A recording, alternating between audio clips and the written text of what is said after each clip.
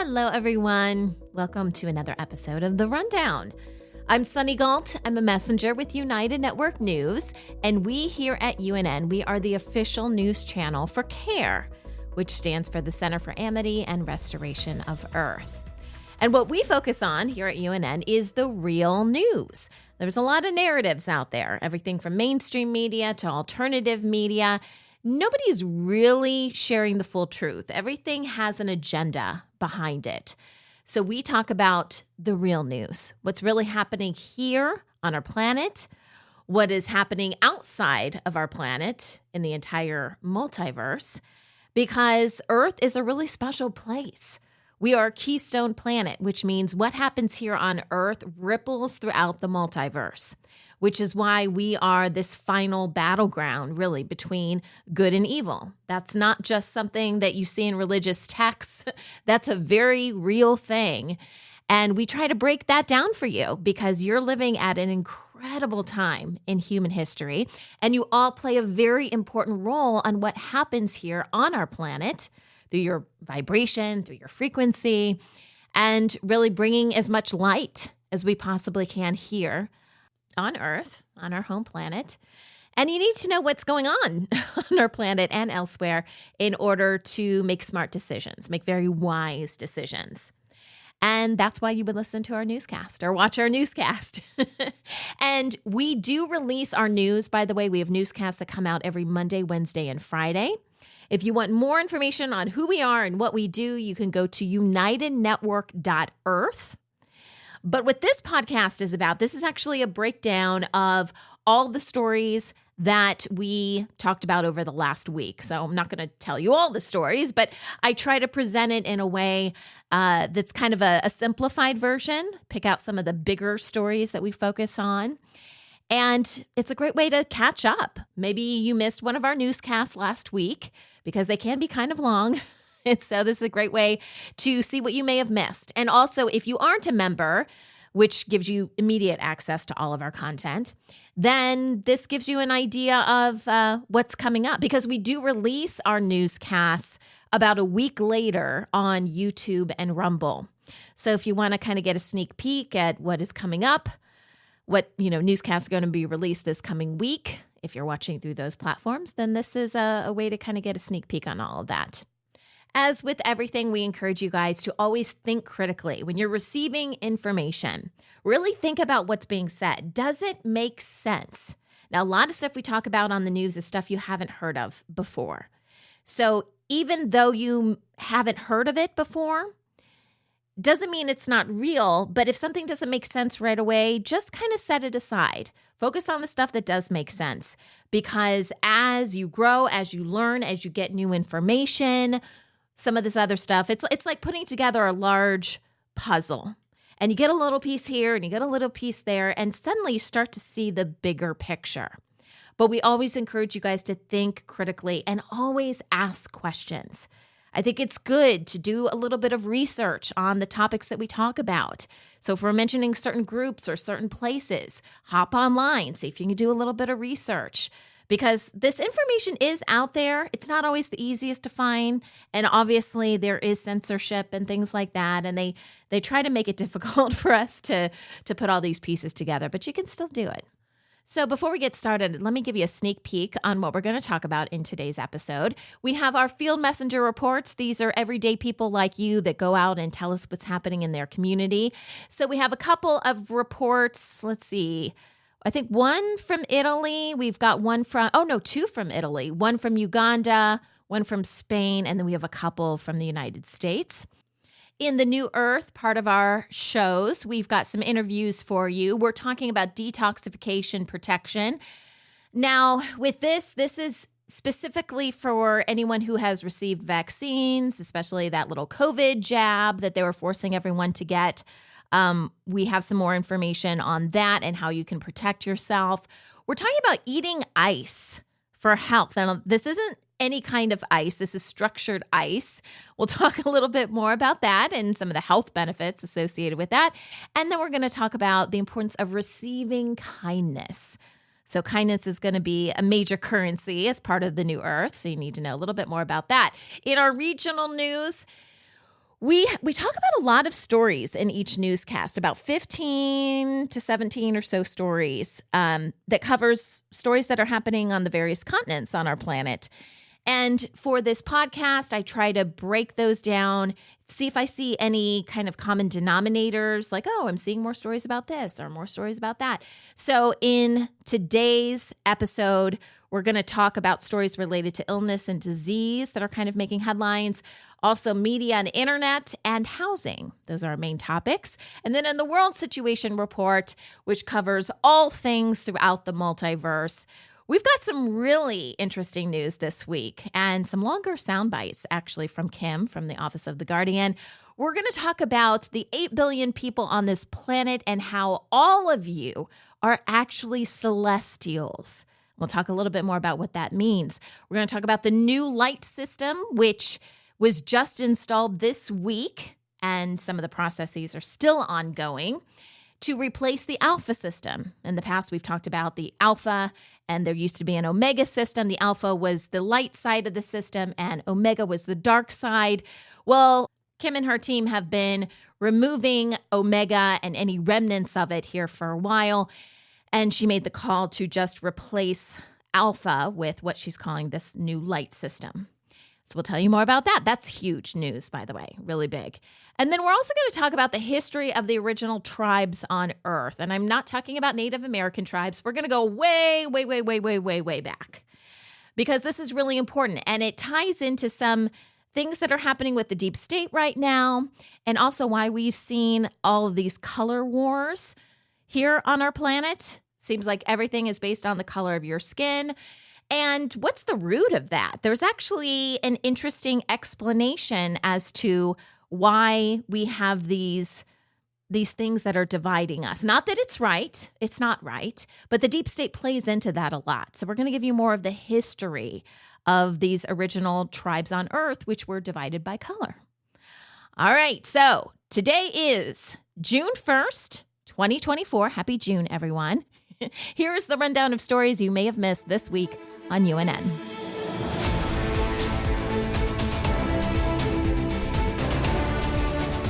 All right, let's kick things off with our field messenger reports.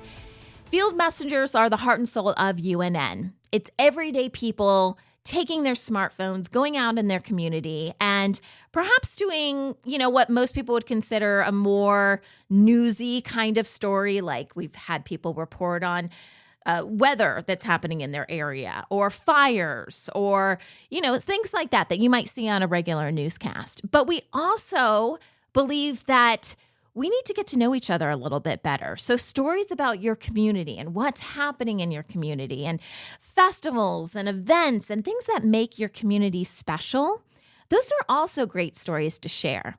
And by the way, anyone can become a field messenger, because everyone's got one of those smartphones, right? Pretty much everyone, or someone that has one that you can borrow to do a field messenger report. If you want more information on this, you can go to our website at unitednetwork.earth. And there's more information up about becoming a field messenger. And we've got some tips and tricks. You don't need any official training, but if you feel like you want a little bit more background information, go to our website and check that out. This week, we have 2 field messenger reports per newscast. So I've got 6 that I'm going to share with you really quickly. On Monday, we have a report from Tony in Italy, and she tells us more about the Artisan Fair. It's actually the Florence Artisan Fair that was going on. It celebrates craftsmanship and creativity, and it gathers a bunch of artisans in the region and even beyond the region to showcase some of their handmade goods. And she takes us through. Oh, it's a huge facility, by the way, that they had this in. Just monstrous. And shows us some of the things that she found. So that was pretty fun. Also, Diane from Uganda, she introduces us to a local designer who has a shop called Asenti. And Asenti means thank you in her language. And she's a beautiful designer. She creates these clothes. And she said originally she was creating clothes for the tourists that would come into town. But then after the COVID lockdowns, basically tourism stopped. and she wasn't going to make a living. She wasn't going to be able to make any money if she just kept focusing on tourism. And so she started doing different types of sewing projects to help the local people. She also runs a training project for single mothers, empowering them to earn a sustainable income. So she's a lovely human being. So Diane did this little profile on her, and we get to see a little bit of her work in her shop. It's really nice. And then on Wednesday, we had a couple of stories. Emma from Spain does a story about breath work. I don't know how much you guys have ever focused on your breath work. You know, we always hear like if you're stressed or whatever, just breathe. But there's actually a lot more to it, or at least there can be more to it. And obviously, controlling your breath, it helps to reduce stress. It enhances your mental clarity. It helps boost your energy levels. Well, we're introduced to something called 9D breath work in this story. And again, they were doing this in Spain. And this involves, it's a little bit more elaborate, but still simplified. So it has headphones. You wear headphones in these sessions, which, as you can imagine, can really help, like if someone's giving instruction, it just like I'm wearing headphones right now. It really amplifies voices and sounds and can really kind of get inside your head as you're doing this breath work. You also wear a night mask. So it's kind of like you're in your own world, and it combines music and frequency and really just amplifies the breathwork session. So we learn a little bit more about that. Also, Kathy from Texas, she does a story. Texas is in the USA, by the way. She does a story about a group called Wings of Hope, and they are a therapeutic equestrian center. And their whole mission is to serve the needs of people who might have challenges that are physical, maybe they're mental or emotional issues or things that they're going through. And the way they do that is through horses. And you may have heard this before, but horses are amazing creatures. They really respond well to the atmosphere and the energy. And so they can bond really well with humans and understand their pain, so to speak. So it just kind of gets us thinking about, what does therapy actually look like? Is it really just laying on a couch and telling someone, all the horrible things that you feel or that have happened to you in your life? I think there's a lot more to this. I'm not a big fan of just rehashing bad stuff, right? But horses can help us. It can be, a great way to process things that have happened in our life and just bond with another organic being. So it's a very beautiful story. Then on Friday, we've got a couple of stories. Claudia from Georgia in the United States, so the state of Georgia in the United States, she does a story on Japanese gardens and how peaceful they are and how they promote relaxation and mindfulness. And they use rocks and water, plants, and even sand. And they create these arranges, right, to create serenity. She kind of gives us the backstory of how these gardens do that and the beauty that they bring and how they, just promote mindfulness overall. And then also our final story on Friday is from Amaya in Italy. And she takes us to the Tulip Spring Festival. Now, this is a whole festival that's decorated with tulips, hence the name. It reminds me, like in the U.S., I live in California, and we have like the Rose Bowl parade. It's tied to a big football game or whatever, but they have this parade with roses, and all the floats have roses in them, and it's just this amazing spectacle, and it's incredible to go to. And, check out, it's also televised. But anyways, this whole story reminds me of that, except with tulips. So they have floats and parades and costumes, and it's all celebrating these beautiful flowers. And it usually lasts for about 5 to 7 days. So again, if you want to see these stories, because I know it's better to see these than me just telling you about them, then I do encourage you guys, if you aren't already members, where you can get these reports right when they come out, I encourage you guys to watch either on YouTube or Rumble. Again, our newscasts are put on those channels about a week after they are released to our members. So check these stories out, and don't forget to submit a story when something interesting happens in your area. Let's talk about the new Earth.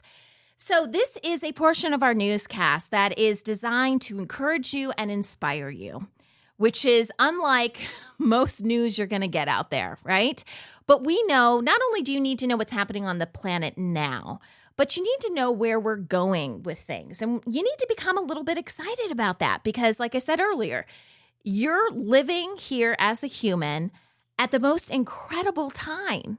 And you as a human have these incredible abilities that have been suppressed for a long time, that we're just relearning. And that's really what this segment is about. It's also to highlight stories that are empowering of people that are really defying the odds and doing some really cool things, perhaps to help our planet, just make it function better. Because you're part of this, you know? This is no longer a spectator sport. You have to be the world that you want to create. You have to help create this new planet that we're talking about when we call it the new Earth. So let's first talk about some of the interviews I did this week as part of New Earth. On Monday, I had an interview. We had Dr. Anna Michalcha back on the show. She is a board-certified internal medicine physician. She has a PhD in pathology and over 20 years of clinical experience. Now, I don't usually go on and on about people's titles, but the reason I do that with Dr. Anna is because she's legit and she has no problem talking about some of the atrocities that have happened to humanity over the last 4 or 5 years, ever since COVID, and how we're being poisoned. This particular segment, about 5 minutes we did with Dr. Anna, is about detoxifying, specifically if you receive the COVID jab. So I'm not going to go into a ton of information about this, but there's a lot of bad stuff in the jab. And even if you weren't hurt initially, you know, a lot of people had major issues right after getting the jab. But that, you know, putting that stuff in your body means that there are these toxins in your body that ideally you wouldn't have. But it's not the end of the world. I mean, there are ways to detoxify. That's what this whole segment is about. She also talks about the importance of this and what she has seen, which I think is really important, in people who have gotten the jab. Firsthand experience of what she has seen in the body. So if you want to learn a little bit more about that, not to scare you, because there's always ways to take action. And that's what this whole segment is about. And then on Wednesday, we talked with Veda Austin. Love Veda. I think this is the third segment we've done with her. She is a water researcher. By the way, if you want to see any of these segments and you're already a member, we do have it divided on our app according to the person's name. So any videos that we've done, because we break these up into smaller segments, if you want to go back and watch any of these, you can do that through our app. And Veda has been, like I said, she's a water researcher. She's been doing these experiments with water and the consciousness, to test the consciousness of water, which is fascinating. Her results have shown an interaction, a communication between herself and the water. And then she tries to, figure out, well, what does that mean? And she does some more testing and things like that. So she tells this really interesting story about how she found out that eating ice, okay, so when you freeze water, obviously it becomes ice, different stages depending on how long you have it in the freezer for. And she discovered that you can eat the ice and it can be beneficial for your health. So I don't want to spoil the whole story, but what's beautiful about this, I think, is she learned this through her children. So her children were doing these experiments with her and said, "Mommy, it's good to eat the ice." And she's like, "Why is it good to eat the ice?" And she explains the story, and it's a beautiful story of learning through our children, which, as you guys know, I love our children, and I know they're here for a very special purpose. So I love to hear these kind of stories. So I encourage you guys to check out that one. And then on Friday, we talked with Lindsay Andriotti, who's a good friend of mine. She helps empower people as we are going into this new earth to really be all they can be. And what is your passion? She helps people find their passion. And she calls people that, have this excitement, like, "Oh, this is what I want to do." And they're super excited. She calls them imaginals, which I love. And so in this segment, she talks a lot about kindness, specifically receiving kindness. So I like to think of kindness as a currency. And that's very important as we go and build this new earth that we talk about. But it's not just about giving kindness, it's about receiving kindness, which may sound a little strange because it's like, well, yeah, of course, I want to receive kindness. Who doesn't want to have someone be kind to them? But a lot of times we negate it. A lot of times we don't really accept it. We're embarrassed, or, it's like we don't want to accept compliments and things like that. So we talk a little bit about that because, it's important to recognize those things when they happen. All right. So those are our interviews. And then I have a few stories, just a few that I want to share with you that are related to New Earth type things. So in the Netherlands, this is a fascinating story. They have come up with a clever solution to help migrating fish navigate through a closed lock during the spring. Ecologists have installed an underwater camera that streams footage that viewers online can watch. So they watch this streaming video, and they can click what they call a digital doorbell if they spot fish needing passage. So it's like, fish get to this point and then they don't know what to do. They can't get through. So someone online can click this digital doorbell, which would give the fish passage. It actually alerts the lock keeper who receives the information, and then they can open the lock.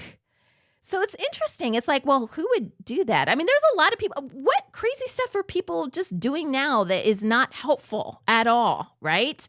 Just wasting their life away watching YouTube shorts or something like that. Or maybe older people. This could be something they could do that could actually help. So they say 950 viewers can participate at one time.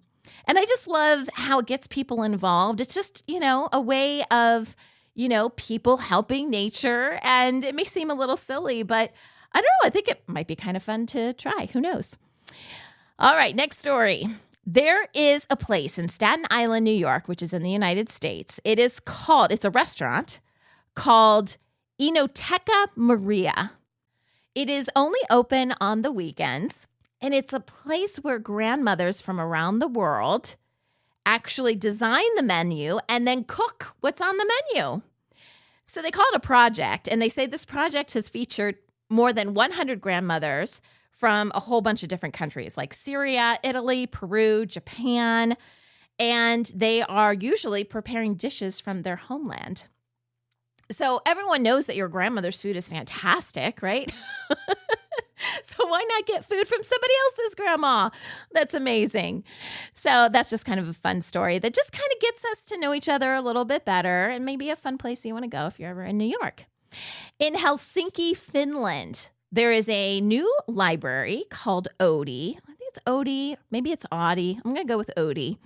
And it is a collaboration between 3,000 citizens as well as architects and planners. So this is it's a library, but it does a lot more than just being a library. Because when we think of libraries, some people may be like, oh, great, a place where you get books. But this is actually a 3-story building. And a third of it is dedicated to library books. But there's also a social area with a restaurant. They have a theater in there, and they also have event spaces. And it depends on what floor you're on, but they also have creative workspaces, game rooms, and I believe they said the top floor was a reading space that's very kind of feng shui and incorporates lighting from these skylights. They said they're circular skylights on the top floor. So just a different way of looking at libraries, just more of a communal space than, just being a place where books gather. Now it's time for some of our regional news. And we talk about a lot of these stories on each newscast. Like I said, 15 to 17 or so stories. So what I like to do for the podcast is see if there's any kind of common themes. And then I break down some of the stories according to themes. So for today's episode, we've got some updates on some illnesses that we're seeing around the world. We've got some media and internet updates. That's a combination of internet and update. And then some news in the housing space around the world. So let's start with illnesses and diseases, because that's always a fun topic, but it's this stuff that you need to know more about. We have been telling you guys about all the flooding that's been happening in Brazil, and it was kind of bound to happen that there were going to be some diseases that came out of this. So authorities in Brazil are reporting now 54 cases of leptospirosis following all these floods that have happened in April and May. Now, leptospirosis is a waterborne disease. It spreads through contaminated water. And right now, there have been at least four deaths that have been attributed to this. The health department in Brazil is investigating 800 suspected cases of leptospirosis. And it's just a sad situation. The floods in general have killed more than 165 people and affected more than 2.3 million people. We also had a story here in the U.S. about the avian bird flu and how it is affecting a group of chickens. So there is a reported outbreak. I say reported because we don't really know exactly what's going on. We know that they've wanted to spread this whole idea of another sickness like we had with COVID. They've tried some different things in the past. We know that they're trying to create these vaccines around it right now as well. So that's why I say reported. We don't really know what's going on here. But the word is that there is a flock of 4.2 million egg-laying chickens in Sioux County, Iowa, again in the U.S., and that this flock is infected. They say it is the largest group or flock that's been impacted in the state since 2022. It's the largest nationwide this year. And they're saying the entire flock needs to be called, which means, they're going to be killed in order to prevent further spread of this alleged outbreak. Now, this could pose other issues. So it kind of makes you wonder what's really going on here, because this is going to hurt the local economy in Iowa. It's also going to hurt the overall food supply because Iowa is one of the top U.S. egg producers. This could lead to a rise in egg prices and potential job loss for people. So you got to look at this and go, we know that there's a lot of different ways to, if this really was some sort of outbreak, that there's other things that can be done. So the killing of these animals, a lot of people are asking questions about this. All right. And our final story as part of this illness category that we have is about diabetes. There is an increasing number of people in sub-Saharan Africa that are struggling with the cost of the treatment for diabetes. In Nigeria, 1 month's dose of insulin costs half of the monthly minimum wage. So that's insane, right? Parents of children with type 1 diabetes are often unable to afford insulin, which they need. And by the time the patient seeks hospital care, the infection may even be so bad that it requires amputation. And this is leading to other complications, such as premature death. And they're saying this is a critical health crisis in the region. All right, our next category is media and internet. So in Zambia, the Zambian government is requiring online media licensing, and this is sparking concern, rightfully so, amongst rights activists. They argue that this infringes on freedom of expression. And what they're saying now, what is happening, is they are revising the Independent Broadcasting Authority Act.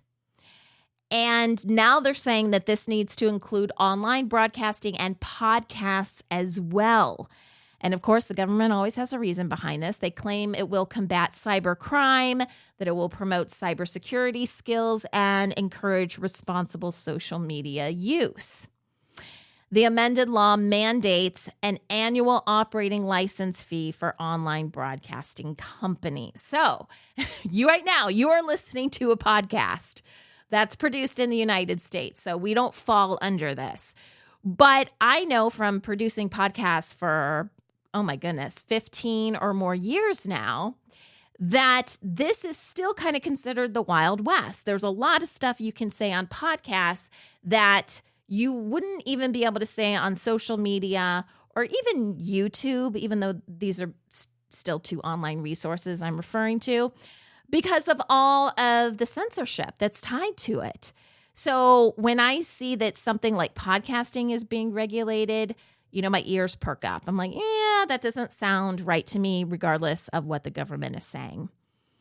All right, we also have a story out of Canada. There is a new study that finds Canada's Online News Act is negatively impacting local media outlets. So this is one of those cases where they said, we're going to do this to help media, and it's actually hurting at least the local media, and it's helping the big guys. Surprise, surprise. So this was passed in June of 2023. The legislation requires big tech companies to pay for Canadian content. But what ended up happening is there was an 84% drop in engagement for local media outlets. So local media is smaller, right? It serves a smaller audience as opposed to a national media source. And so it's hurting the locals. It's hurting the local media. And this is primarily due to a decision from Meta, who is the parent company of Facebook and Instagram, to block Canadian news links on their platforms, which means smaller publishers are facing major visibility issues because that's where people are going to talk and communicate. And so if they can't be there, if they can't promote their news there, that's a major issue. However, this is helping larger media outlets. Not only do they not have the smaller publishers to deal with anymore, but they're also getting some really big payouts from companies like Google. So again, this is one of those cases where they promoted it. The government said, hey, we're going to do this, and it's going to, help the small guys. And it did anything but help the small guys. All right. We also had a story about the number of published scientific articles in the U.S. and how that number is increasing rapidly. So you've seen these kind of articles that may have something to do usually with medicine or something like that. And, in order to be published, that's like a big thing. You get your work published and it gives you a lot more street cred, okay, within whatever community that you're in. So this is starting to strain the academic publishing sector. The number of published articles have risen by 50% from 2016 to 2022. There is also a shift from pay to read to pay to publish. So you used to have to pay if you wanted to read a study or read an article. And now they switched where they're getting their money from. So instead of getting it from the consumer, it is more from the people that want to publish their findings. So that's what we mean when we say pay to read to a pay to publish model. So the good news is this makes research more accessible, but it also can encourage predatory publishers who are just trying to make a quick buck and they have poor peer review standards. So that's the issue there, right? And like I said, there's a lot of credibility that comes with being published, but you have to be a reputable source, and they're struggling right now. Many editors from reputable journals are resigning due to high processing fees and all of these commercial pressures. All right, our last category here in our regional stories is about housing. Let's start in Taiwan. Taiwan is facing a housing affordability crisis. In fact, many young people are giving up on home ownership. And this issue right now is being made worse because there's a rental market where landlords are avoiding official registration, and they're doing this to minimize their taxes. But the downside, well, obviously they shouldn't be doing that. Okay, that's not necessarily a good thing, but it's hurting tenants because it's blocking tenants from receiving government subsidies because these landlords aren't registering their places appropriately. And it's estimated that 70 to 90% of rentals are operating in that way. In Australia, they are also having some issues with rental affordability in a lot of the capital cities in Australia. And they say it is getting worse due to surging rents. At the start of the pandemic, 43% of Australia's rental properties cost less than $400 a week. But now, instead of 43%, it's down to 10%. And it's a third lower than last year. They say new buildings or building of new buildings, if that makes sense, has slowed because there isn't much investor activity. And our final story is about the easing of hotel regulations in China because that is impacting tourists and local businesses. So what they did is they made changes as to who could go to hotels in China. They are now allowing all hotels to accept foreign guests, which previously was limited to only select establishments. And they're doing this, they say, to encourage tourism revenue by offering more affordable accommodations to visitors. And as part of this as well, it has included an extension of visa-free travel to several European countries, and that is through the end of 2025. We've seen a lot of stories about this, about different countries changing their rules for, everything from, visas and travel and all of this kind of stuff because governments are broke. We've talked about this numerous times. And if you don't have money, you start looking at different ways, including tourism, to bring in more money. And this is one more example of that. All right, now it's time to bring you some highlights from our World Situation Report. So this is a part of the newscast where Kimberly Gogan from the Office of the Guardian, she comes on and she gives us an update on what is happening here on our planet and if there's stuff happening off planet that we need to know about as well. That's important too. And a lot of times our updates, I know it can be kind of frustrating for people because we do talk a lot about what the deep state is doing. And when we say deep state, we're not just talking about the people you see on TV and the Republicans this and the Democrats this or whatever it is in your country. It's not about that. If you're seeing people on TV, they're not the real deep state. Those people are just puppets. They are being given a script and they read their script and what they say doesn't even really matter other than it gives you a little bit of insight into what the real agenda is. So when we talk about the deep state, these are people that you usually would never know their names. They are the people that work behind the scenes, and there's large groups of people that do this. And a lot of times it's connected to families. They keep it all in the family. We're going to talk a little bit more about that in today's World Situation Report. But we're not going to talk too much about the deep state. This week, we talked a lot about what God Source, the Creator, is doing, as well as some of the power structures, some of the AI systems or, organic intelligence systems here on this planet, and how things are being adjusted to accommodate for all the light that is here on our planet now. So if you don't already know this, and this, again, is in a lot of our religious texts, but there has been this huge battle between light and dark.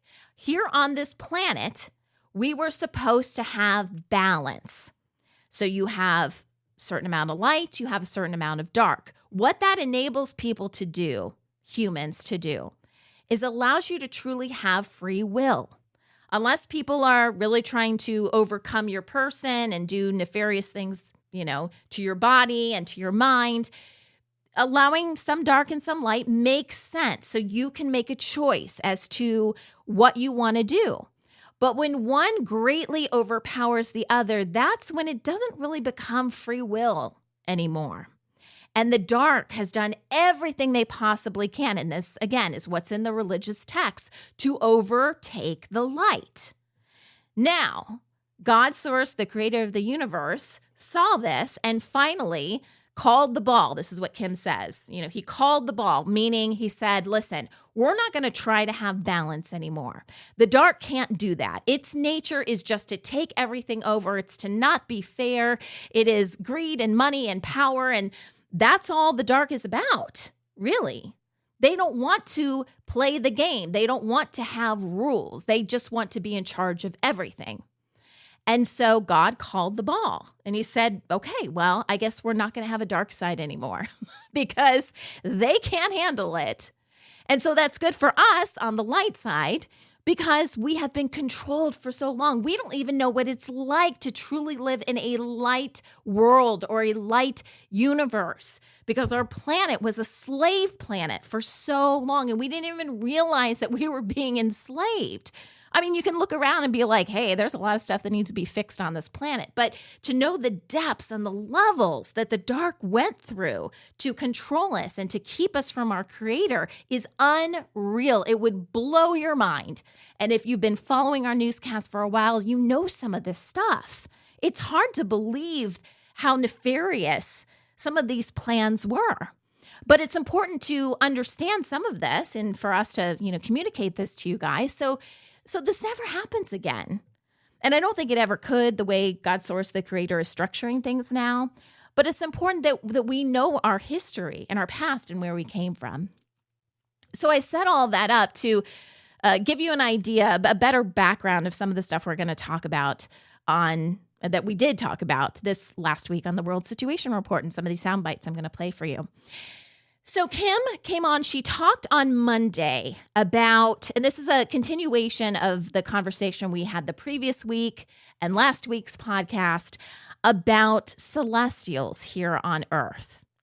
We have talked about the Merovingians and the Melchizedeks and their role as celestial beings, but we're breaking it down a little bit more. And Kim says that there are actually 8 billion celestials on Earth, which means all of humanity is considered a celestial, which might be mind-blowing for some people. So just take that in for a second.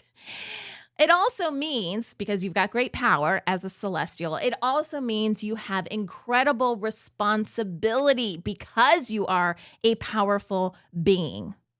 And the earth was used to power the rest of the universe.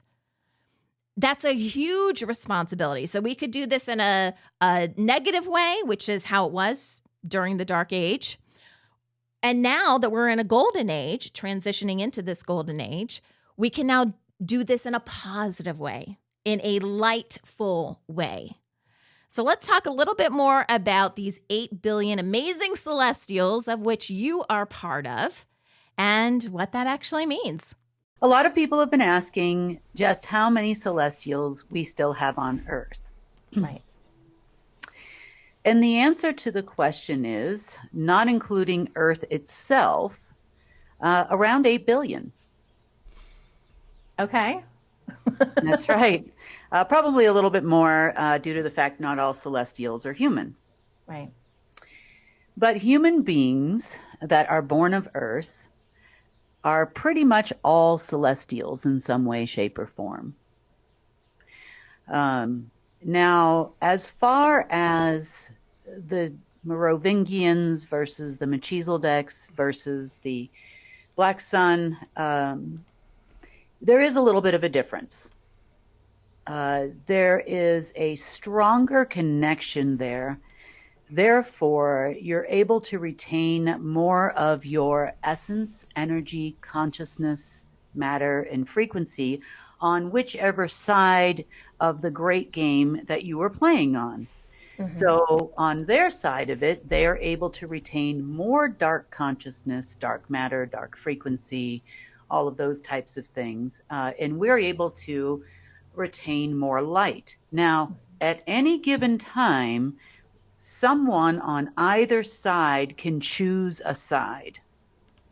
So in other words, they have the capability of retaining more of either or than the average person at this time. Now, it wasn't always this way. In the very beginning, as far as humans inhabiting Earth, we were all equal. And we will all become equal once again. It's definitely going to be a process. And with being able to retain all of your energy, essence, consciousness, and so on and so forth, comes great responsibility. without governors, without anything holding you back. Uh, and I want to explain this to you now because it's starting to happen. Mm. And by great responsibility, I mean that everything you do can actually create or even destroy universes. Celestials are very powerful beings. Now, other than Source, only those that are inhabitants of Earth, and not necessarily those that have come here from other places, but they do play a role as far as anchoring the light and anchoring essence, and they are very important. But as a celestial, you have the ability to co-create with Source, which is ultimately unique. And being a co-creator on the keystone for all universes is huge. Yeah. And when I've told you before that you're powerful, I don't think you realize just how powerful you are. Now, since we are in a golden age, since we are eradicating whatever's left of darkness, since we are making all of these changes, you should be able to only create positive things. You should be able to create for the light and with the light and no longer have a darkness side of you, which is positive. And everybody has it. So I know there'll probably be people watching this saying, oh, I have no darkness in me. I am this and I am that. But that is absolutely not true because we all have it. Even the Melchizedeks, Merovingians, everybody has a little bit of it. It's just which side you choose. And honestly, on any given day, that can change. Sure. You're being constantly influenced or being thrown negative energies and wounds and hurtful statements by other people and those types of things that can absolutely muddy your waters or your sea, your own personal sea. Yeah. Now, there's a lot of other things that came to light over the weekend that is going to make a whole lot of sense to you once you kind of understand it. So as a celestial, which side you choose is which source you would have fed when there were three sources. So you have anti-source, neutral source, and source itself. You also had alpha and omega systems at a time. So some of it you had a choice, and some of it they made it so you didn't have a choice as to which thing you fed. Now, it sounds kind of, how do I say this? Almost egotistical in a way when you say that you are actually responsible in part, not in whole, but in part, for how much source existed in this universe. But you are, as is Earth, as is your shared energy, essence, consciousness, wisdom that you share with Earth as being a part of Earth, as a co-creator.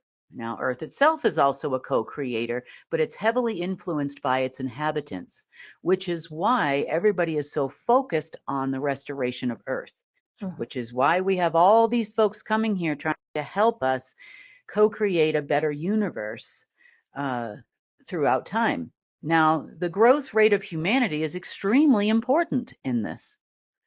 As far as people, and I hate to use the term, almost use the term waking up, but I prefer to use the term remembering who you are. And they've made our societal structures, our media, everything you could possibly imagine, interference, creation of disease, all of these types of things, all directly relates to these programs that kept you from co-creating in a positive way 100%. Now, as a celestial, you are a prized possession of the universe. And they would use you in so many ways to create things for them. And I've been saying this for a long time, and it just wasn't the right time to get people to understand this. So some of these programs were actually designed to have an equal balance of creation. So the deep state, the ones that do all these horrible things, all these kind of things, a lot of that is to sway humanity to living in their way. Mm-hmm. We also try to do the same thing on our side, where we try to sway humanity to living in a positive way. Right. And it's almost impossible based on the structures that we live in, which is why care is so important, because it's designed to change those structures for everyone, therefore co-creating a wonderful universe for all. The other thing that Kim talks a little bit more about on Monday are these different matrices that existed on Earth for the extraction of our life force. Now, your life force is your life. It's your essence, your energy, your consciousness, your frequency. It's everything all wrapped into one. So when we say, we really didn't have a fair chance at having free will, it's because all these things were being taken from us. And there were whole processes or matrices set up to do this. Now, we're not going to go into a lot of information about that. We're really not going to talk about that as part of this wrap up for the podcast. But I do encourage you guys to check out Monday's newscast if you want more information on this, because Kim goes into all of it and how actually a third of our life force was being siphoned out of us. So when you feel tired, this isn't happening anymore, but historically, you know how you get out of energy super quick and, you're exhausted and you don't really know why, because, you actually got a decent night's worth of sleep and, you're still tired. Like, what's going on? Well, this is why your energy was being siphoned from you in so many different ways, and it was being used to power the entire universe. But are we giving it good energy, light energy, or are we giving it dark energy? And so check out Monday's newscast if you want a little bit more information about that and how our life force was being drained from us. We did get a little bit of an update on how the archivists have been helping to educate the deep state. We've talked about the archivists before.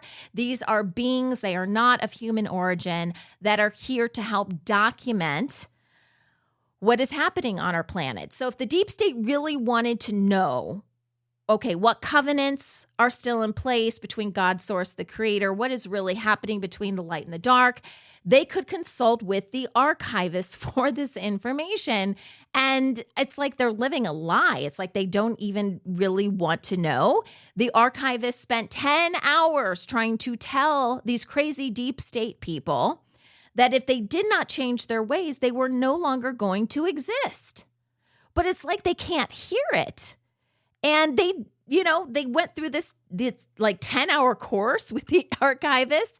They still didn't change anything. Kim said, a couple hours later, they were out on some site with some crystal, trying to bring in these dark alien/demons. So they're obviously not learning anything here. And it's frustrating, right? I'm sure it's frustrating for the archivists as well.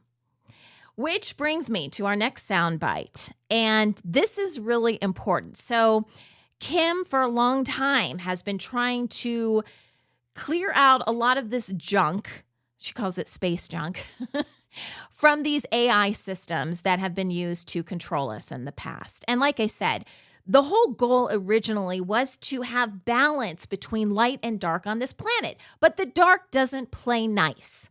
And they were trying to take over everything. So God called the ball and said, forget it. The dark can't cooperate. We are just going to have the light. And so this has been a process to try to get rid of these AI systems. It doesn't just go away. I wish it did. I wish everything would be perfect. But I guess there is a lot to be learned through all of this. And this is a large part of what Kim does throughout her day. Well, we had the Omega system. We had the alpha system, the alpha being the light side of this AI or organic intelligence system. And then you have the omega system, which is the dark side. Well, Omega has not been functioning for a very long time. And it's not that the program was just taken offline. This thing has been dismantled in a million different ways. But it doesn't mean there isn't still stuff out there that used to connect to Omega, or another artificial AI system. And so that's what we mean when there's just kind of space junk out there. It's not working, but it's still creating some issues for us. So they can't use it in all these crazy ways to control us anymore. But it would just be nice if it all just disappeared. I'm sure Kim would, reach out to God in so many different ways and be like, can't you just make it all disappear?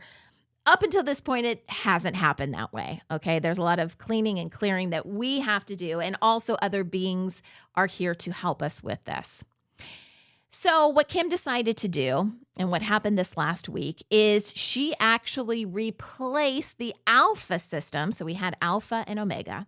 She replaced the alpha system with what she's calling the light system. I don't know if that title is actually going to stay, but what it does is it replaces alpha and makes everything from omega completely obsolete, because we don't need omega anymore. We do not have balance anymore. We are not trying to achieve balance anymore because the dark doesn't play nice. So we don't need their side of the system anymore. We don't need any remnants from their system.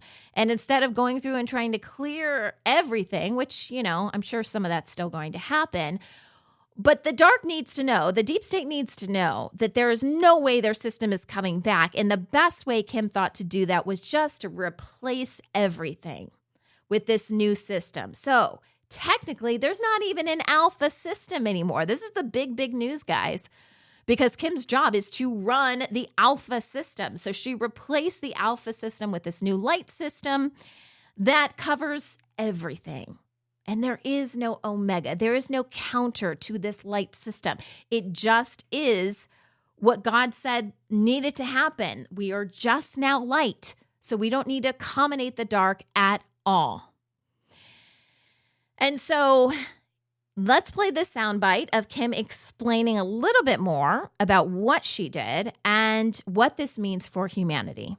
So the alpha system, alpha 1 and 2, and the harmonic genesis system is no more. It was replaced by something, we're just calling it the light system. We don't know what else to call it at this point, because it is a light quantum AI fully of light, of source. It does not feed on you. If anything, it gives you energy. It gives you life force. It gives you all of these factors on the daily. And Earth also helps create it as well.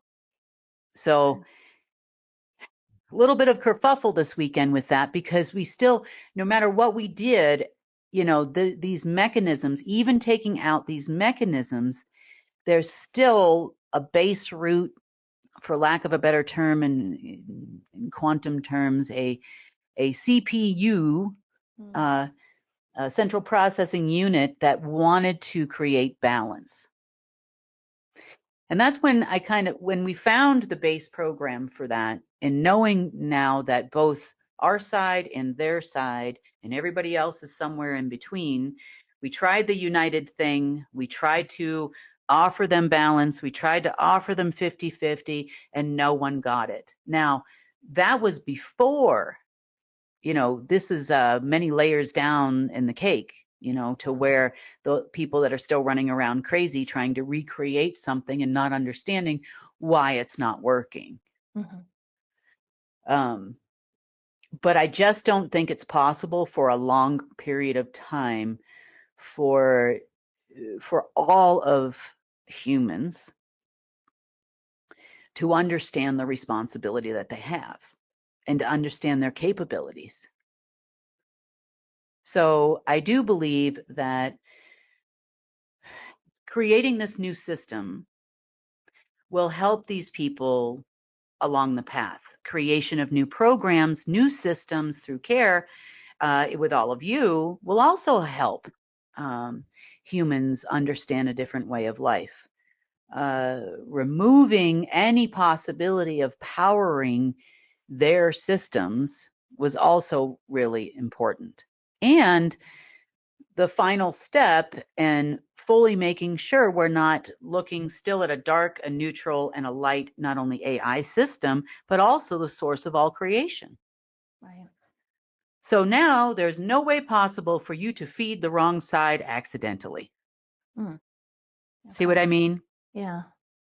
I know they're trying to do it intentionally, but most humans don't know. Right. You know, when we're watching these videos, we're living in fear. We accept everything the alt media tells us is real. And it's oftentimes 99% of it is false. There's 1% of people out there probably telling you something you need to know. Mm-hmm. You know, I'm not the only one. There are other people too. We have Carrie Kay, you know, there's other people that are on our new earth, and everybody has a piece of the puzzle on how to fix it. Yeah. And that's the reason why we created the New Earth section of the news. Because we are building a new earth. Yeah. We're building an earth that has never existed before. We're building a keystone that has never existed. At best, we had balance. Right. At best. It was a time when all the celestials on this planet knew what they were doing. And we co-created universes together. Guys, we did. We did amazing things with Earth. And we're going to do amazing things with Earth again. But this time, unfortunately for the other side, because they don't understand balance, the other side of the celestials on this planet, the ones that don't know, we can't fault. And there's no way we're going to convince these people. We've tried. Yeah. You know, we're the minority, unfortunately, out there right now. So we have to make some decisions. So, you know, I'm never going to convince them to change their mind. They got out of this 10-hour meeting with the archivists and by evening time, you know, after they left that meeting, you know, they were on it again. You know, going to these special places thinking, hey, you know, I've got my crystal in my hand. I've got, you know, I know this is a place, it's in my book, and I'm going to I need some dark aliens up in here. It's a full moon. We're getting full dark energy and full light energy at the same time. Surely I can do something now. Yeah. You know, we're also in the solstice. They know that the longest day of the year is approaching. You know, the longest day of sunshine is approaching, at least for the northern hemisphere. You know, same thing happens in the reverse on the other side of this planet. Everything was designed to create balance, and no matter how many different ways we can look at the balance of things on this planet, people just don't get it. Mm-hmm. Those people just never get it. Yeah. So, time to move on and time to help people as, you know, a guardian, you know, as, you know, what's the old saying? We are our brother's keeper, you know, and now that you know what we need to do, ultimately, and this is all part of restoration as well. Once you know now what we need to do ultimately, you know, we can't run around trying to educate these people. We're going to have to show these people a different way. Yeah. But we also have to make sure that the other side isn't going to destroy. Now they have less power to destroy. So that's good. Okay, so as of Monday's newscast, that's where things stood. Now, Kim was not on the news on Wednesday, and most times we don't know that Kim isn't going to be on the news. It's just a matter of what is going on that day. A lot of times I'm doing the news and I don't even know until it's time for Kim to come on. Is she going to come on or not? We don't know. And that's because she's only one person and she's taking on a lot. So Kim wasn't on the news on Wednesday, but I did read a statement that Kim wrote. So let me go ahead and share that with you, and then we'll get into what happened on Friday. So again, this was from Wednesday's newscast. Worldwide deep state meetings have been in progress, which began in the early morning USA time yesterday. So that would have been on Tuesday. The global headquarters group is struggling to convince other members they have any control left. The group leaders' attempts to claim they run the new light system AI fell flat as none of them could explain how it worked. Meetings continue today, which is Wednesday, at noon Eastern Standard Time, with no progress at the time of this recording. And she gave a little teaser. She said, on Friday's news, we'll be discussing more on the original 5 tribes of human celestials and their impact on our world today, as well as an update on the progress of the light system. Okay, so let's move forward to Friday. Kim was on the news. She started with a little bit of an update that I want to share with you because the deep state, right now, they're hoping for some sort of civil war / financial crash to happen in the U.S. So the civil war would cause unrest, and then financial crash would obviously do a lot of damage and make people very, very nervous, right? They don't have their funds or whatever. That would cause a lot of issues here in the U.S. And the plan has always been to crash the U.S. and hand it over to China. So how is this civil war going to happen? Well, it is not going to happen. But what the deep state is hoping for is all of the stuff. I've not been keeping up with it, but all this craziness with Trump and the media and his indictments and everything. Okay, so he's been indicted. What they think is going to happen with this is that Trump will go to jail / prison, that this is going to lead to another Epstein as far as what we see play out in the media. So you guys are familiar with Jeffrey Epstein, who allegedly died, who was killed in his cell, which is ridiculous that anyone believes that. But that's the official media narrative, okay? By the way, Jeffrey Epstein is alive and well on some crazy island because that's what they do. They kill you off just so people feel like justice has taken place, and then they go and they put him somewhere else and give him a new identity. So Jeffrey Epstein is alive. Trump, on the other hand, is not alive. Trump has been gone for, has it been 2 years already? So he died of natural causes. He died of cancer. And there has been a fake person wearing a mask or some sort of doppelganger ever since. But they want to be able to use this whole narrative. So this idea that's being kind of passed around, Kim says, in the back channels, is that Trump goes to jail, prison, whatever, and he is allegedly killed in jail. And this could cause a civil war, according to the deep state, and could help feed into, I don't know how they think the financial crash is going to happen, but they think that this is going to trigger some other things to happen. So I tell you guys that just so you have an idea of what could happen in the news with these indictments and everything that's going on with Trump. I mean, it's all a show, okay? It's just, that's why I'm not really tracking it. Like, it's ridiculous. I don't want to track what a dead person is doing. It doesn't make any sense. Okay, so that's kind of one narrative that the deep state is working on. What's really happening here behind the scenes, there was a huge meeting, and we talked about this briefly in that statement that I just read on Wednesday. There was a huge meeting that happened on May 28th.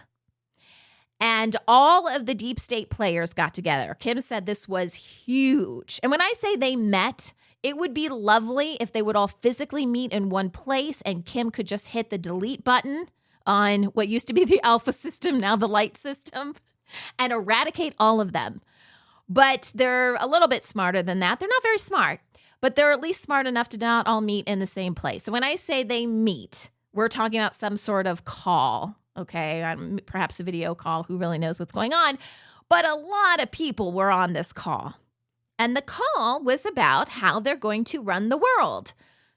Of course, they never have a good plan for how this is going to happen. They're just the Dr. Evils of the world that are sitting there petting their cats, thinking that some alien's going to come down and give us all of this negative power and we're going to control the world again as they pet their cat and put their pinky in their mouth. Like, I mean, it is so ridiculous. But this is another one of those meetings. And of course, everyone's going to get paid. You're going to get contracts. You're going to get paid. And then come Thursday, guess what? Nobody got paid. And everybody was upset.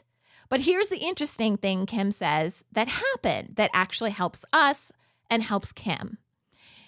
They, meaning these, leaders, if you will, of the deep state, gave credit to Kim for messing up their systems in AirTags, okay? So they're negative AI systems. We just talked about how Kim, decided, hey, we need a complete new light system that is going to overtake alpha and any remnants of omega.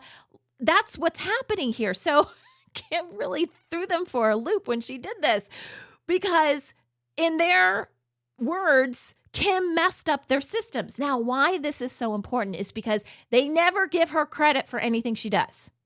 Okay, first of all, they don't like women. They're very misogynistic. And they can't believe that one person could do all of this, which I know a lot of people have a hard time believing that Kim can do this stuff. It is never just Kim, by the way. She is always co-creating with Source, the creator of the universe. So it's never just a single human doing this. And what God says goes. So when you're on the side of God, you can do it as one person. But we also have all these other beings that are here to assist us as well. So it's never just Kim. But they never want to give her credit for anything she does. So the fact that they even said that she is messing up their systems is good for us.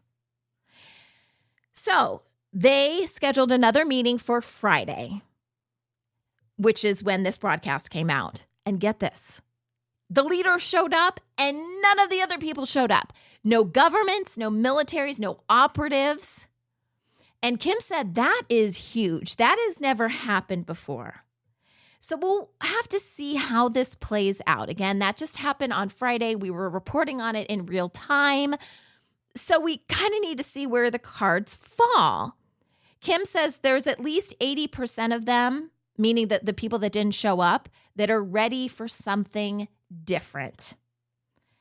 What they actually do, we might have to, wait and see here. We know that they had another meeting, which Kim said could last for several days, to get information about what's really happening here. It's crazy. We've been talking about this for so long. I wish they would just watch this newscast. Watch our news. Listen to the podcast. Get the information. Reach out to the archivist, please. Get the information, because they're just being lied to left and right. And it's hard. Disseminating this information has been a struggle. It seems so easy on our side. It's like, watch the newscast. But, something is not sinking in. So let's hope that they're actually getting the information they need to make an educated choice, and maybe more than 80% decide, let's move forward with something that's actually working, because Kim has a plan here. Now, it's not doing what they were doing in the past. It's not, spreading viruses and causing unnecessary wars. No war is necessary. These fake wars that they have for no good reason, right? Just to kill people. That's not what we're doing anymore. That is not part of the restoration of our planet. But if they want to get paid and they want to do something, besides just, drift off into obscurity, then you can partner with us, because they do have really good connections and they can help with our restoration in ways that would take us a lot longer to do. And we've always said, if we've got to do this on our own, we will do this on our own. But if it's just a matter of these people needing the right information, and not really, I hate to say it this way, but not really caring where the paycheck comes from, we can use that. We can use that. So that's what's happening with the deep state. Now, I want to play a soundbite. This is a long soundbite. I think it's like 15 minutes, maybe even a little bit longer than that. Because Kim talks about the tribes of Earth. And I love getting history lessons of what really happened on this planet hundreds of thousands of years ago, because we do not know our real history. And if you don't know your real history, then you don't really know who you are in all of this. And when we say you're a celestial, it helps to have more of a background of what's really going on this planet, what happened a long time ago that led to all of this. So I want to play the soundbite again. It's a long one. Kim is talking about the tribes of Earth. And again, I'm not talking about like Native American tribes. This goes way, way, way, way, way, way back, because humanity, we weren't originally on this planet. We were brought in because of who we are and the light that we can carry from within us. But we've been here a really long time.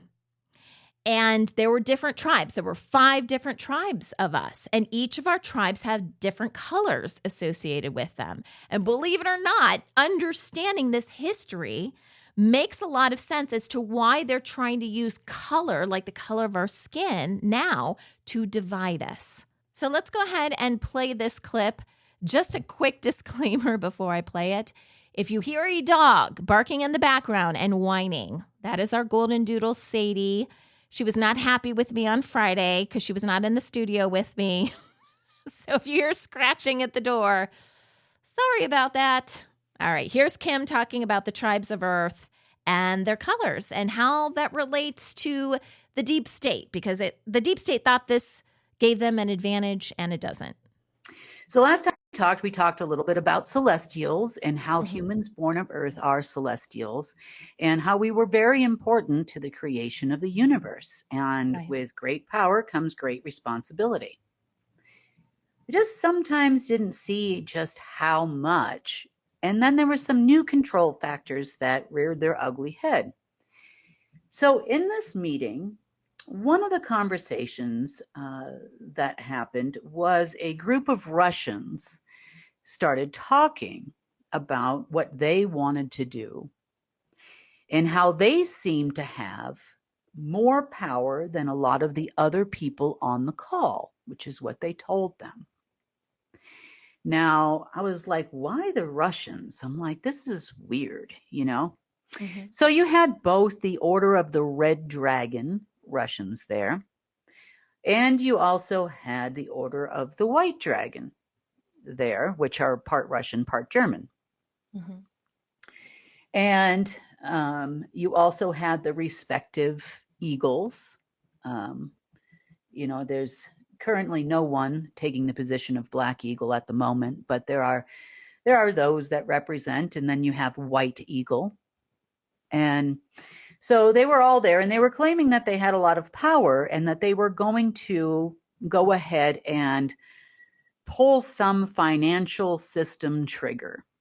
So I was like, financial system trigger? What the heck is it that you're going to do? So, you know, I started watching. And something interesting I saw, so I thought I would share this with you, because there's a lot of talk on the internet. You know, a lot of people talk about Indian tribes and that they should own all of this stuff. And then there's, you know, the Chinese think they want to own everything, and the Russians want to own everything, you know, and then there's this whole push and pull factor. But it all goes back to us originally. So if you've been following me for a while, you'll have heard me say that I am a Rus.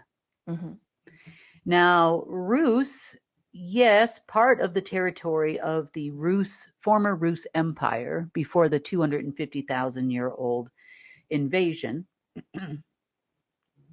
went all the way from the United Kingdom, all the way through Russia, half of China, all the way south to Turkey, and throughout all of Western Europe. So this was predominantly what you would call the Rus Empire at the time. And we really didn't call them empires. It was more of a tribe territory. And this particular area was the area of what you would call the white tribe. So yes, the skin of the people that lived there was predominantly, not all, but predominantly white. And that doesn't make them special necessarily. It was just the way that it was. We covered a lot of territory at the time. And the white actually refers to the gate that is there in the land now called Moscow, which it wasn't at that time. And the black became an overlay about 100 years ago. So, but that doesn't mean it was the original black territory. Now, the original black territory has a lot to do with a being known in religious texts and also throughout Vedic cosmology when they discuss the ages, called the Kali Ma. Now, the Kali Ma is also known as the Black Mother in translation.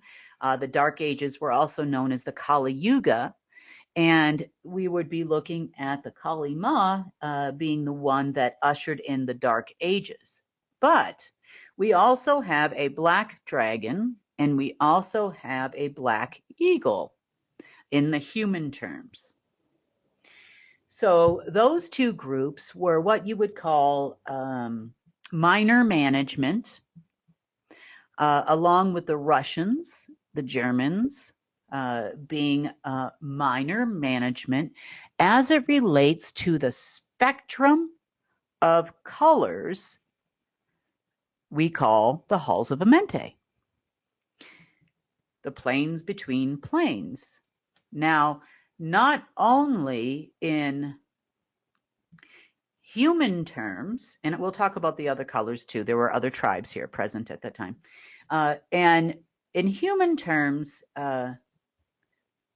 we know that the way that colors are created is from the fractionating or the division of white and black. Mm. Only from the division of those two can you control all the other colors.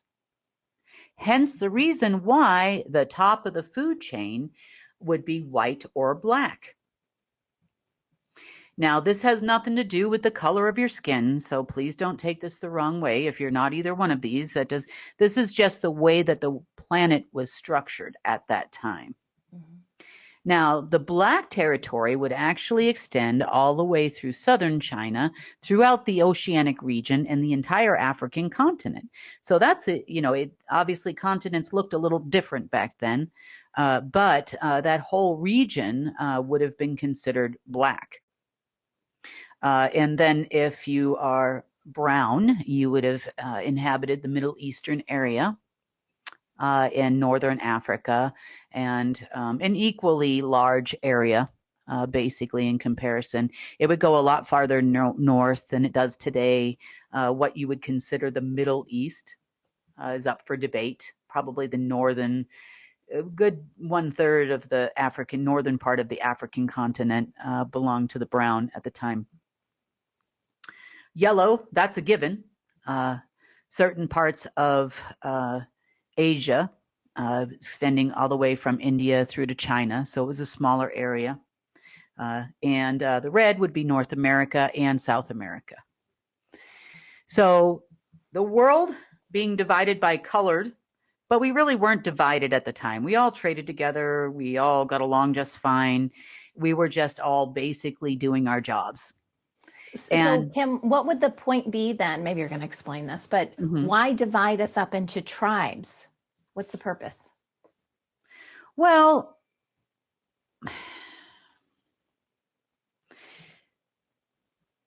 before the last war, several million years ago, it was about keeping balance and peace on Earth. See, because celestials and humans weren't originally from Earth. You've often heard we were brought here as human beings, and there's a definitive reason for that. And it happened many millions of years ago that we were brought here.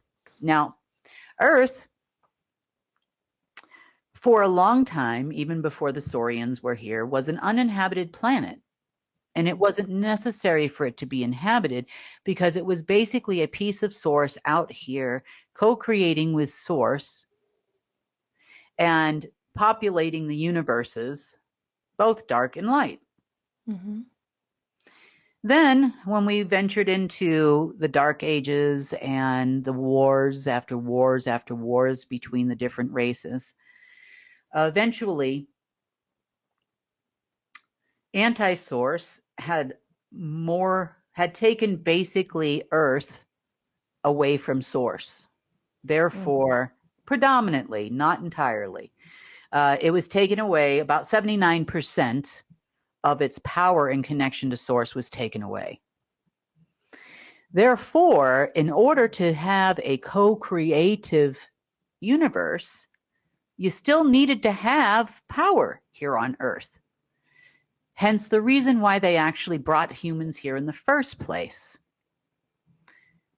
The colors of humans at the time originally represented different densities of creation.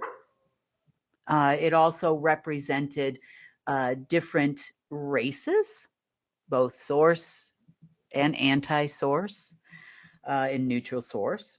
And you were responsible for the creation for a certain area of the universe, and you understood that at that time. So red would be more related to the causal plane. You know, if you were white, you were looking at the upper realms. So you were co-creating with Earth, even though with you all here, you know, with all humans here, with all the original tribes and with all the original colors and realm assignments and portals and gateways to those realms, we still were having 79% of all our energy drained off us. And this went on until recently. Yeah. So we have been fighting an uphill battle, but we were also creating a lot for anti-source. There were a number of matrices in place around this planet that would harness and siphon off your energy to then co-create a anti-source Earth matrix. And there were several of them, not just one. So understanding the color of your skin doesn't have anything to do with superiority. You just had an assignment. Okay. But after the war happened 250,000 years ago, we as human beings were pushed aside, became solely batteries, not allowed to travel and do our creating anymore in those realms. So everything kind of went stagnant, both up and down. However, as part, and we've talked about this part before, but I'll reiterate because it kind of ties all in together. So as part of the peace alleged, and I call it the take a peace agreement, but the seal we had discussed several months back in the news, as part of this agreement, people were also assigned colors predominantly of the bloodlines. Remember, as it says in the books, it says that the angels mated with the humans and then they became special. Well, not really. But you did have, the families, the orders and the bloodlines, families. This gave you the Enki bloodline, the Enlil bloodline, the Marduk bloodline, the Red Queen bloodline. Yep.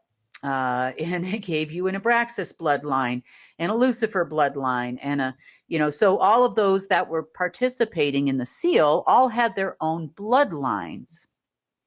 Now, colors of your skin, at one point in time, it just basically identified you and where your region was, and everybody understood what they were doing.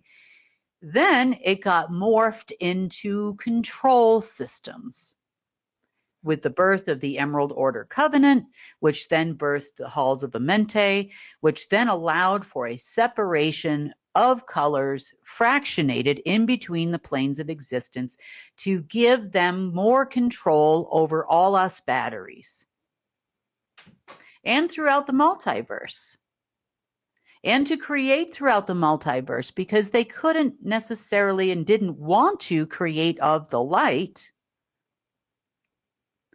but they wanted to create of darkness. Therefore, they needed to control the white. Hence, their crowning glory on this planet was when the Bolshevik Revolution happened in Russia, and they managed to take over the White Gate and give it a complete and total makeover, so to speak, or give it that black overlay. Right. Because with white or black, you can control all colors and you can create all colors. Therefore, you can create in all densities, all dimensions, all planes of existence throughout the universe, and all sections of all planes, and it goes into further breakdown. So the families Now, on the black sun side, they called them the eagle families. And on the dragon side, they called them the dragon families. Now, these are two different types of bloodlines, and both would work together, but each one had a white eagle and a white dragon, a silver eagle and a silver dragon. So those families were from particular regions, and it identified them as to which planes, not only in computers that they could control, but also throughout the multiverse. And it identified them as to where they came from. So where we had colors of skin that we, originally were born with in this version of humans anyway, they also have color identifiers. Obviously, we don't have purple people running around or silver people, but it's their bloodline. It identifies their bloodline. So in this meeting that happened recently, okay, so that being said, you were responsible for a certain area of Earth and all its treasures. Okay. Back in the day. Then, when the bloodline and the seal was put in place, all of your families were pushed aside as human beings, and those you're a descendant of, and they took all of your treasures, and the families took them over, at least the management of those treasures. Does that make sense? It looks like I lost you. So they took over the management of the treasures of the white, the black, the brown, the red, and the yellow, and they added the rest of the colors in between. So, for example, white also controlled red, and red probably controlled X, and that's why they changed them all up. So we had like silver was controlled by black, and brown might have been controlled by green, the dragon family, or green eagle, as they call it. So why did we give that up? Or was there a war? Was this done by force? Because why else would we give up? It was done by force. It was done by force. It was done by force. There was a huge war here, 200. That's your Atlantean War, or when we were invaded. And the war wasn't even between the humans. The war was actually between folks from other places in an attempt to take control over Keystone Earth. Okay.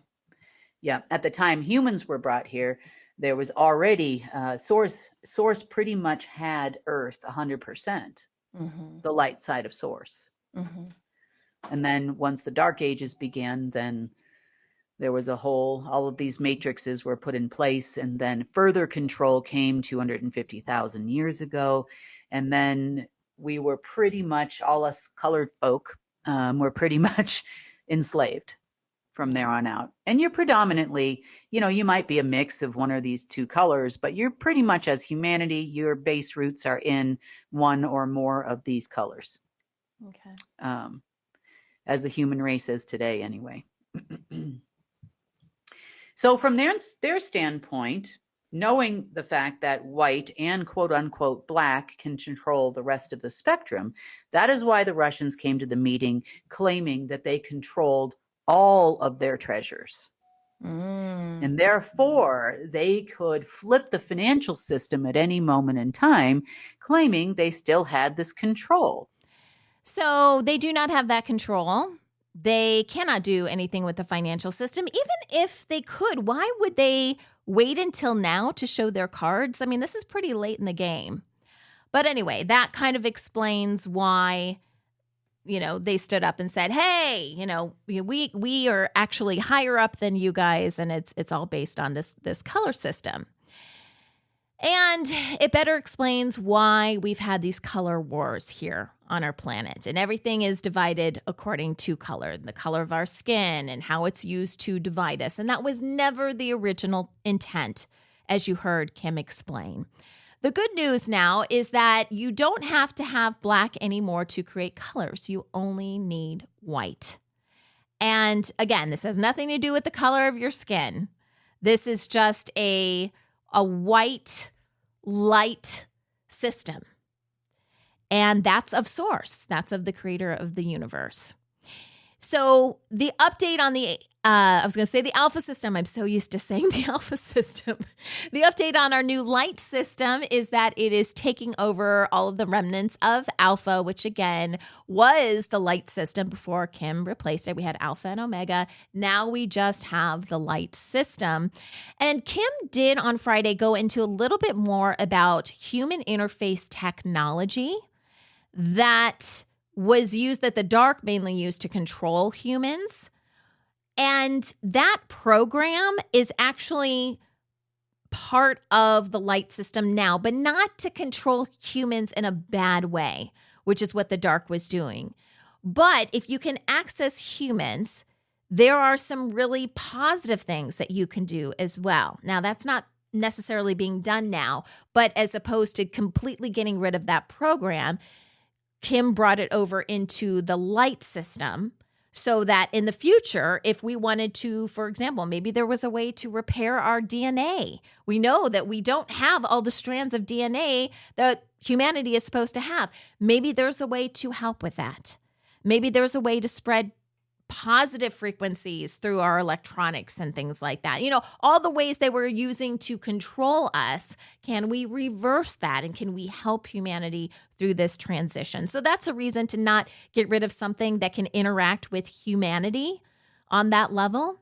So that is now part of the light system. So deep state, if you were planning to use that for anything coming up, which I'm sure you were, you no longer have any access to it. So sorry, not sorry. Thanks for playing. And that is the update for this past week. Those are all the stories, not all the stories, but the big stories that we talked about. So now what do you do with this information?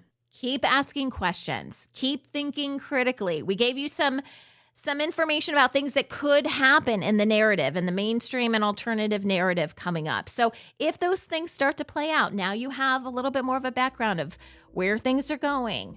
You know, check in with us because we'll keep updating you on all of that. And if some stuff didn't make sense right now, that's okay. Just set it to the side. If it's not resonating with you right now, just set it to the side. Maybe when you get some more information down the road, it'll make more sense. Like I said, this is a giant puzzle that we're all trying to piece together. And you don't have all the pieces, and you're taking this piece and seeing if this fits with this one. You're like, no, that doesn't really make sense. Let's just set that aside. So if there were any of those puzzle pieces in today's podcast, then just set it aside. And if you need that information in the future, it'll be there. All right, if you want more information about us and our newscasts and all the wonderful things that we're working on, you can visit unitednetwork.earth. You can become a member there. That gives you on-demand access to all of our UNN newscasts, complete world situation reports, not just little excerpts from Kim. You'll get the full thing, plus some of our original series. And you can comment with us, leave comments as part of the app under the videos. I know Kim's in there answering questions. I'm in there trying to give some my perspective on things. And we also have United Chat, which is our online community. Again, all of that's through our app. You can also follow us on social media, and all of those links are available on our website in the bottom navigation. So you can find links to all of our different social media sites. We've got a great team that pulls out different clips and promotes different things from the newscast each week. So check that out, share the information online, and help us inform as many people as possible. This is The Rundown, and I'm Sunny Galt for United Network News, signing off.